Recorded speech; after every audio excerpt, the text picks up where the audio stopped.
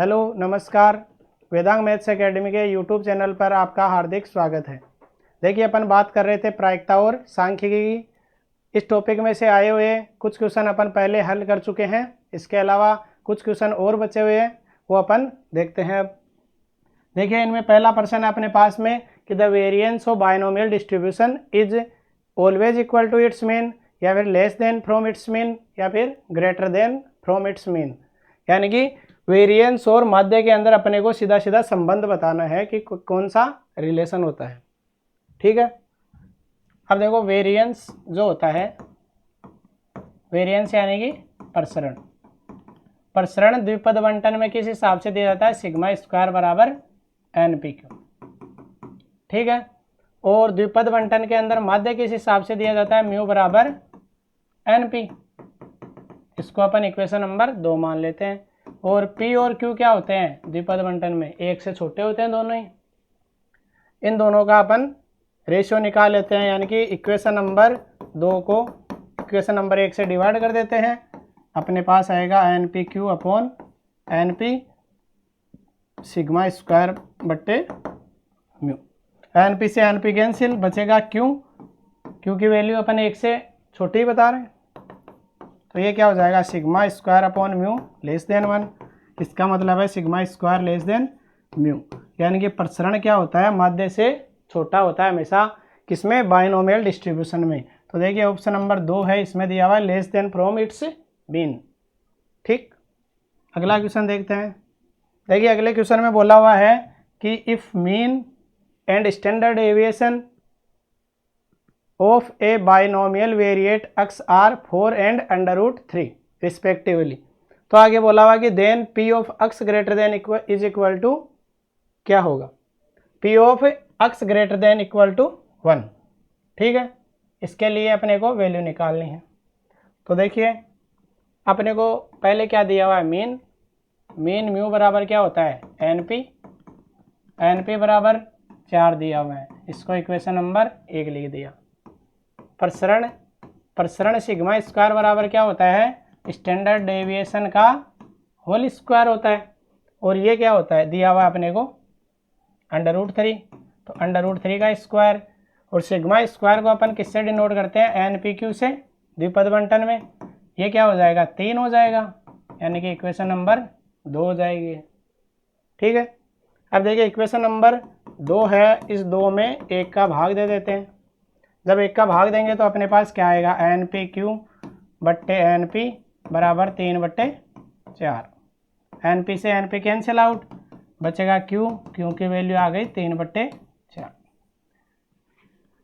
देखिए द्विपद बंटन के अंदर P + Q बराबर 1 भी होता है। अपन बहुत से प्रश्न अपन हल कर चुके हैं ऐसे ही। तो इसमें P बराबर 1 - Q हो जाएगा, यानी कि 1 - 3/4 हो जाएगा। तो P की वैल्यू आ जाएगी 1/4। अब देखिए बाई इक्वेशन 1 से क्या लिखेंगे अपन?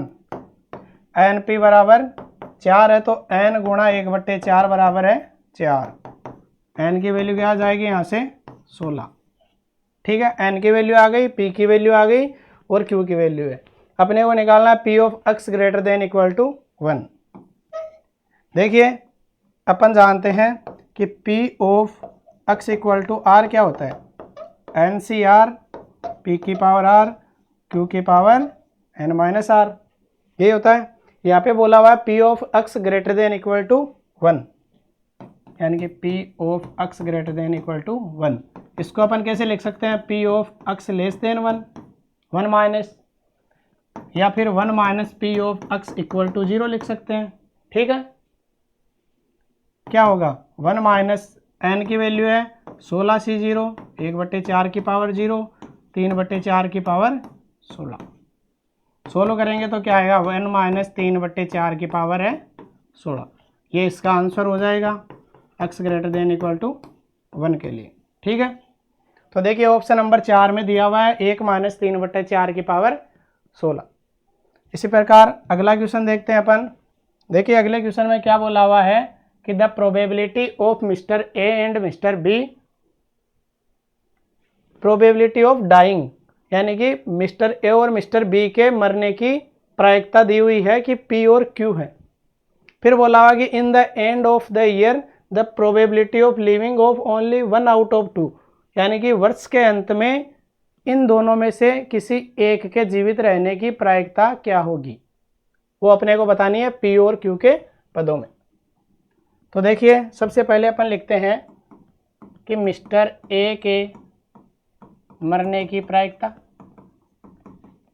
ठीक है, मरने की प्रायिकता अपन दे देते हैं P ऑफ ए।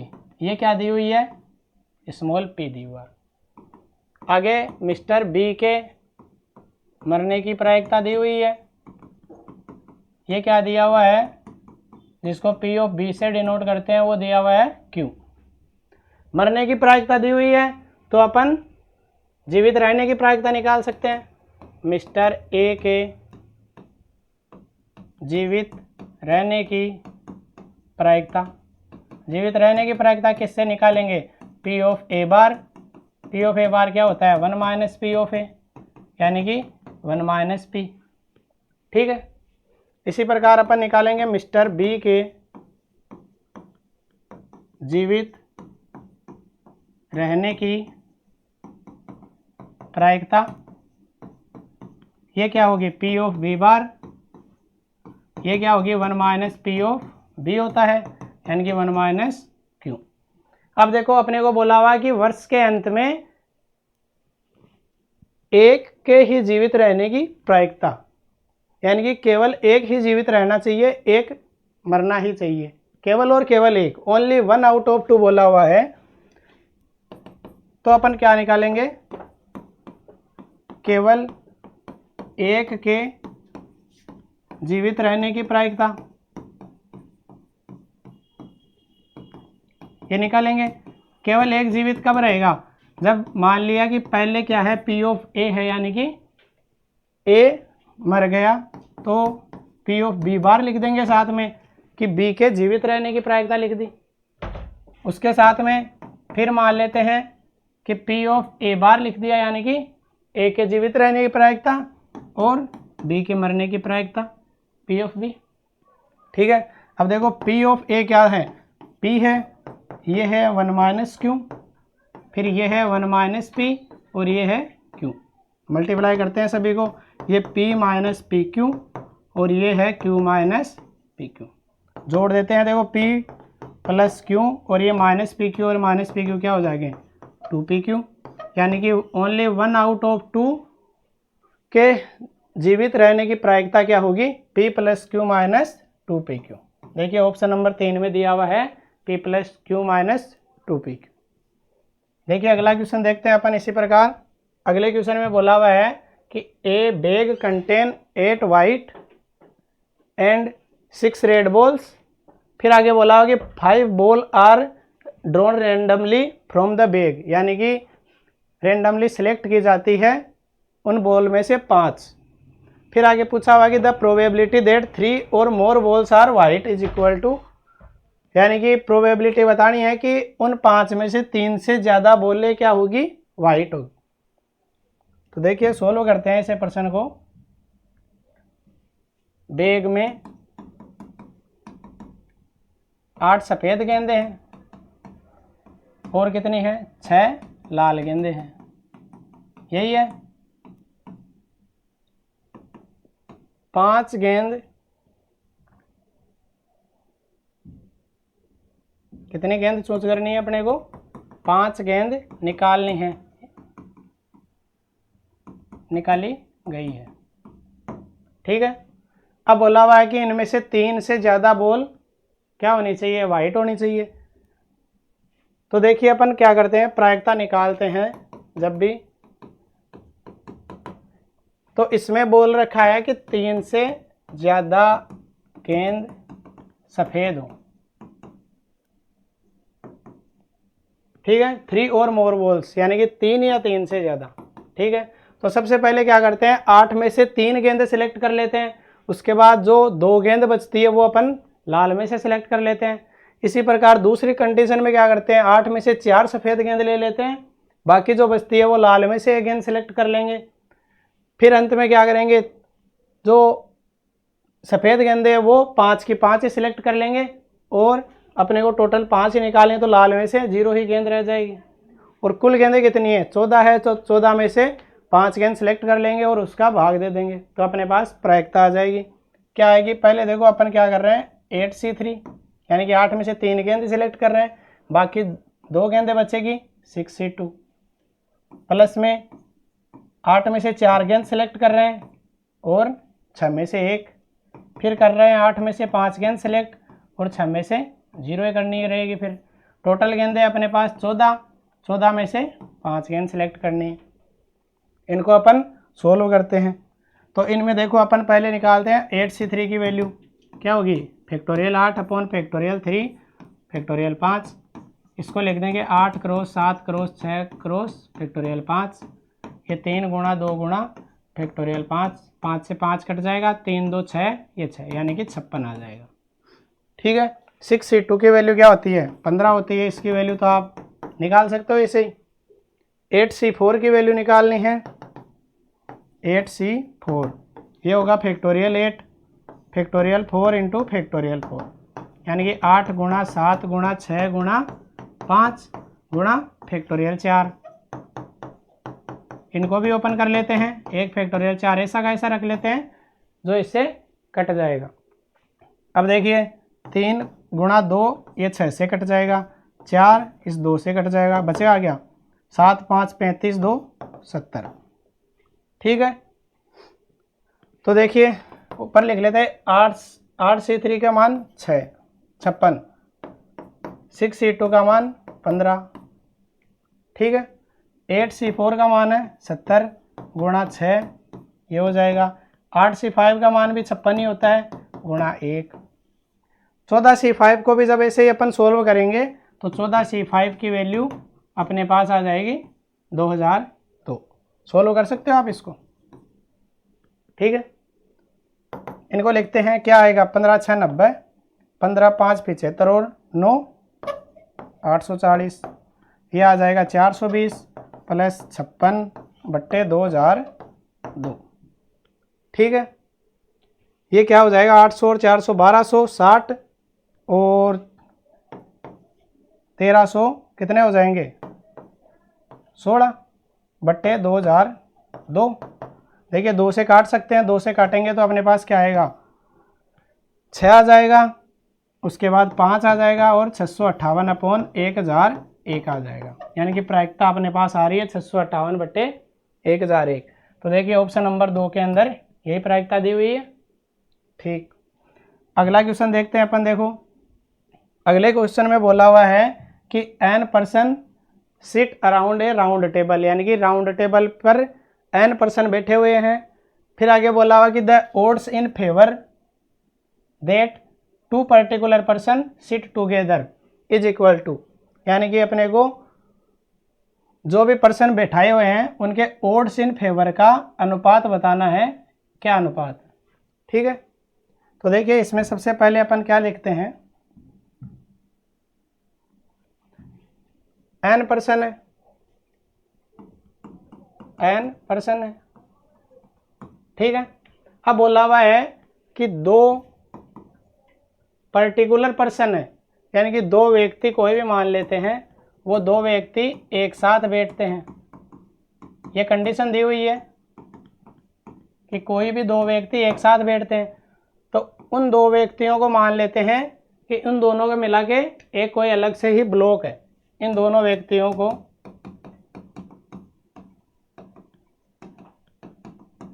एक मान लेते हैं। ठीक है, एक मान लिया, एक बार के लिए अज्यूम कर लेते हैं कि इन दोनों व्यक्तियों का नंबर 1 ही है। ठीक है, n में से यहाँ पे 2 व्यक्ति अपन एक बार कम कर देते हैं, n में से 2 व्यक्ति कम कर देता है तो n - 2 व्यक्ति बचते हैं। ठीक है, फिर अपन कह रहे हैं कि इन दोनों व्यक्तियों को 1 मान लेते हैं, 1 मान लेते हैं तो n - 2 + 1 कितने व्यक्ति बचते हैं अपने पास, n-1 व्यक्ति। ठीक है, अब जब n-1 व्यक्तियों को अगर किसी राउंड टेबल पे बिठाना हो तो किस हिसाब से बिठाएंगे। देखिए अपन जानते हैं कि n व्यक्तियों को शुरू में कितना दिया हुआ है, n व्यक्ति, n व्यक्तियों को राउंड टेबल पर बैठाने के सीटिंग अरेंजमेंट जो होता है, बैठाने के तरीके, वो कितने होते हैं, n-1 फैक्टोरियल, यही होते हैं। तो इसी हिसाब से अपन क्या लिख सकते हैं कि n-1 व्यक्तियों को बिठाने के तरीके ये कितने आ जाएंगे, n-2 फैक्टोरियल। ठीक है। अब देखो ये बोला हुआ कि ओड्स इन फेवर, यानी कि ओड्स इन फेवर का अनुपात अपने को बताना है कि ओड्स इन फेवर क्या होंगे इसमें। तो देखिए अपने पास में पहले कितने व्यक्ति थे, n-1 फैक्टोरियल, और यहाँ पे आ रहा है n-2 फैक्टोरियल। किनका आ रहा है, n-1 व्यक्तियों का, जबकि ये कुल तरीके नहीं है अभी, क्योंकि दो व्यक्ति अपन ने देखो कंडीशन बताई कि दो व्यक्ति एक साथ बैठते हैं, और ये यहाँ पे क्या निकाला है, n-1 व्यक्तियों का। इसके अलावा जब दो व्यक्ति जो है वो दो व्यक्ति भी अपन जानते हैं दो तरीकों से बैठ सकते हैं। पहले एक बार लेफ्ट में बैठ जाएगा, एक राइट, फिर दूसरी बार क्या होगा, राइट में बैठ जाएगा। तो दो तरीकों से बैठ सकते हैं। ठीक है। तो कुल अरेंजमेंट क्या हो जाएगा, यानी या फिर कुल तरीके क्या हो जाएंगे, 2 × n-2 का फैक्टोरियल। ठीक है। ये क्या हो गया, फेवर अरेंजमेंट। इसको अपन अंग्रेजी में लिखना चाहें तो फेवर अरेंजमेंट भी बोल सकते हैं। फेवर अरेंजमेंट हो गया।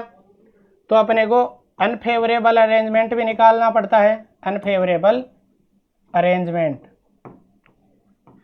ठीक है। अनफेवरेबल अरेंजमेंट निकालते हैं तो वो क्या करते हैं, कुल में से अपन फेवरेबल अरेंजमेंट बाकी कर देते हैं, यानी कि कुल कितना था, n-1 फैक्टोरियल, इसमें से अपन निकाल लेंगे n-2 फैक्टोरियल। ये देखिए इसको क्या लिख सकते हैं, n-1 और n-2 फैक्टोरियल, -2 ऑफ n-2 का फैक्टोरियल। दोनों में से n-2 फैक्टोरियल कॉमन लेंगे, बचेगा क्या, यहाँ पे n-1, इसमें से 2, क्या हो जाएगा, n-3 × n-2 का फैक्टोरियल। ये क्या आ रहा है, अनफेवरेबल अपने पास में अरेंजमेंट्स आ रहे हैं। ठीक है। और फेवरेबल अरेंजमेंट्स अपने पास में आ रहे हैं 2 × n-2 का फैक्टोरियल। अब देखो अपने को क्या पूछा है, ओड्स इन फेवर। देखिए यहाँ पे दो सिचुएशन होती है, या तो होता है ओड्स इन फेवर पूछता है, या फिर पूछता है ओड्स इन अगेंस्ट। ठीक है।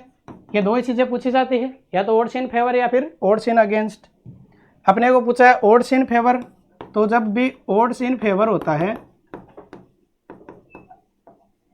तो अपन क्या निकालते हैं, फेवरेबल अरेंजमेंट अनुपात अनफेवरेबल अरेंजमेंट। ठीक है। पहले फेवरेबल फिर अनफेवरेबल लिखते हैं। यदि ओड्स इन अगेंस्ट में पूछा जाए तो अपन पहले अनफेवरेबल लिखते हैं फिर फेवरेबल लिखते हैं।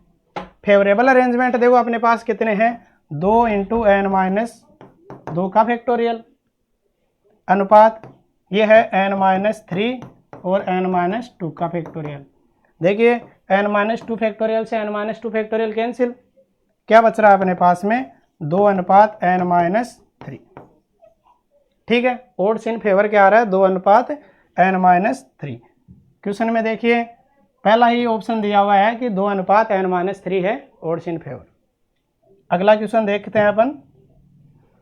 देख लिया अगले प्रश्न में लिखा हुआ है कि a die is thrown 8 times, फिर पूछा है the probability of occurring third time 6 in 8th throw is equal to. यानी कि देखिए इसके अंदर बोला हुआ है कि एक जो डाइस है वो 8 टाइम फेंका हुआ है, यानी कि 8 बार फेंका जाता है। ठीक है। फिर ये बोल रहा है कि थर्ड टाइम 6, यानी कि 8th थ्रो में थर्ड टाइम 6 आना चाहिए, उसकी प्रायिकता बतानी है। 8वें थ्रो में तीसरी बार 6 आना चाहिए, उसकी प्रायिकता बतानी है अपने को। इसका मतलब क्या है कि पहले अपन निकाल लेते हैं कि शुरू के 7 जो थ्रो है, 7 थ्रो जो होते हैं उनमें से 2 बार 6 आने की प्रायिकता निकाल लेते हैं पहले। आने की प्रायिकता, ठीक है, वो निकाल लेते हैं। उसके बाद 8वें थ्रो में भी 6 आने की प्रायिकता निकाल लेंगे और दोनों को गुणा कर देंगे, तो 8वें थ्रो में 3rd टाइम 6 आने की प्रायिकता अपने पास निकल जाएगी, ठीक है। तो देखिए अपन सबसे पहले क्या जानते हैं कि जब भी एक पासा फेंका जाता है,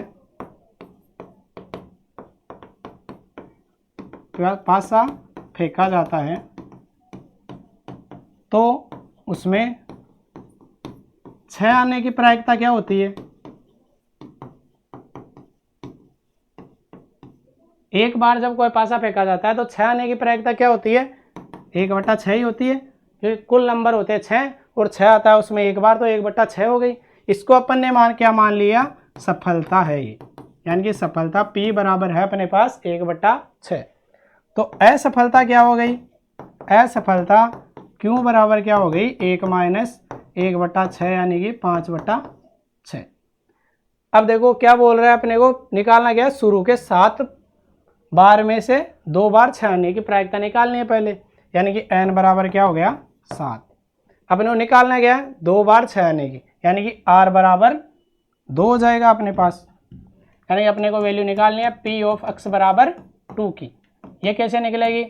7c2 1/6 की पावर 2 और 5/6 की पावर 7 - 2 क्या हो जाएगा? 5 हो जाएगा।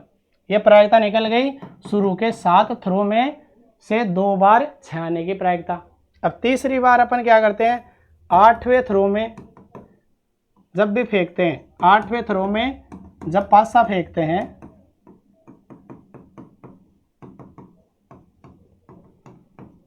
तो 6 आने की प्रायिकता क्या हो जाएगी?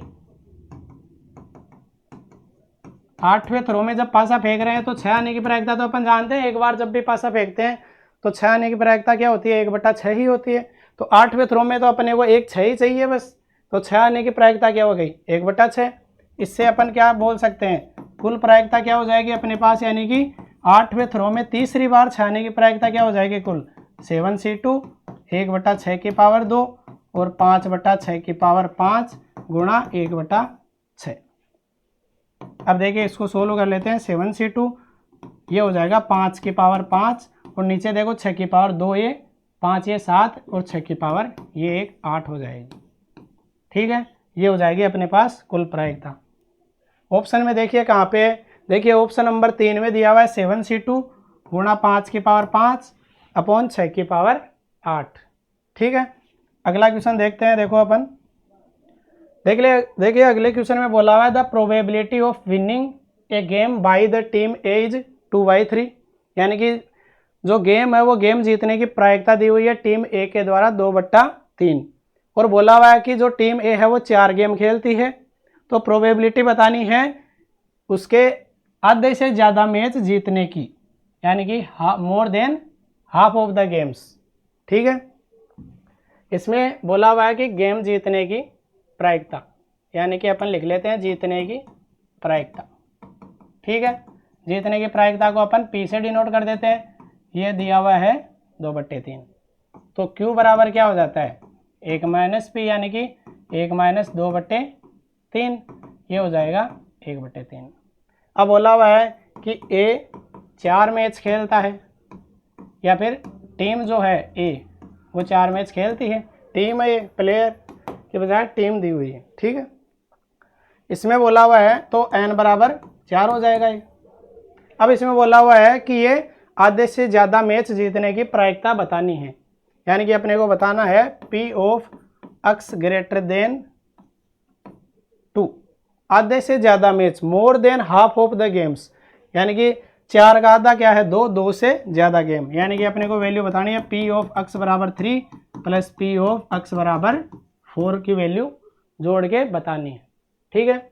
x बराबर 3 निकालते हैं तो क्या आएगा? 4c3 2/3 की पावर 3 और 1/3 की पावर 1 आ जाएगा, प्लस 4c4 2/3 की पावर 4 आ जाएगा और 1/3 की पावर 0। सोल्व करते हैं। n(n-1) क्या होता है? n ही होता है, ये 4 हो गया, ये/3 है। इसको ओपन करते हैं, 2 की पावर 3 क्या होता है? 8, 3 की पावर 3 क्या होता है 27 प्लस NCN एक ही होता है, और ये देखो 1/3 की पावर 0 ये भी एक ही होगी। इनकी पावर खोलेंगे 2 की पावर 4 16, 3 की पावर 4 81, 8 4 32 और ये 81, 32/81 प्लस 16/81 क्या हो जाएगा 48/81। 3 से कट जाएंगे तो ये 16 ये बट्टे 27, यानी कि आधे से ज़्यादा मैच जीतने की प्रायिकता अपने पास आ जाएगी 16/27। तो देखिए ऑप्शन नंबर 1 16/27 ही है, ऑप्शन नंबर 1 सही हो जाएगा। अगला क्वेश्चन देखते हैं अपन। देखिए अगले क्वेश्चन में बोला हुआ है कि if 10 bulbs are faulty out of 100 bulbs, यानी कि जो 100 बल्ब्स है उनमें से 10 बल्ब खराब निकलते हैं, तो प्रायिकता बतानी है कि the probability that no bulb is faulty in a sample of 5 bulbs, यानी कि जो भी बल्ब्स है उनमें से कोई भी बल्ब खराब ना निकले उसकी प्रायिकता बतानी है। कितने बल्बों में से 5 बल्ब में से, ठीक है। तो देखिए सबसे पहले बोला हुआ कि 100 में से 10 बल्ब खराब निकलते हैं, ठीक है। खराब निकलते हैं तो बल्ब के खराब निकलने की प्रायिकता निकाल लेंगे। खराब निकलने की प्रायिकता ये क्या हो जाएगा 10/100, यानी कि 1/10 हो जाएगी। इसको ही अपन सफलता बोलते हैं। P बराबर 1/10, Q बराबर क्या आएगा 1 - P, यानी कि 1 - 1/10 ये हो जाएगा 9/10। अब आगे बोला हुआ है कि 5 बल्ब में से कोई भी बल्ब खराब ना निकले, इसकी प्रायिकता बतानी है। कितने बल्बों में से 5 में से, n बराबर 5 है, P की वैल्यू है, Q की वैल्यू है। अपने को वैल्यू किसकी निकालनी है P ऑफ x बराबर 0 की, क्योंकि अपन सफलता किसको ले रहे हैं खराब निकलने की प्रायिकता, तो कोई भी खराब नहीं निकलना चाहिए, यानी कि x बराबर 0 की वैल्यू बतानी है। x बराबर 0 की वैल्यू का मतलब है 5c 0, P की पावर r 1/10 की पावर 0 और 9/10 की पावर 5 - 0 यानी कि 5। 1/10 की पावर 0 क्या होता है 1 होता है, 5c 0 ये भी 1 होता है, तो P ऑफ x बराबर 0 क्या आएगा 9/10 की पावर 5 आ जाएगा अपने पास। तो 5 बल्बों में से कोई भी बल्ब खराब ना निकले, इसकी प्रायिकता है 9/10 की पावर 5। देखिए ऑप्शन नंबर 3 में दिया हुआ है 9/10 की पावर 5। तो देखिए अपन ने प्रायिकता और सांख्यिकी के टॉपिक में से जितने भी क्वेश्चन आए हुए थे आरपीएससी के फर्स्ट ग्रेड में हो या आरपीएससी के सेकंड ग्रेड में, वो सारे अपन ने सोल्व कर लिए हैं। और अब देखिए इस टॉपिक में अगर आपको कोई भी क्वेरी हो तो वो आप हमारे टेलीग्राम चैनल बनाया हुआ है वेदांग मैथ्स एकेडमी के नाम से, उस पर आप अपनी क्वेरी रख सकते हैं। धन्यवाद।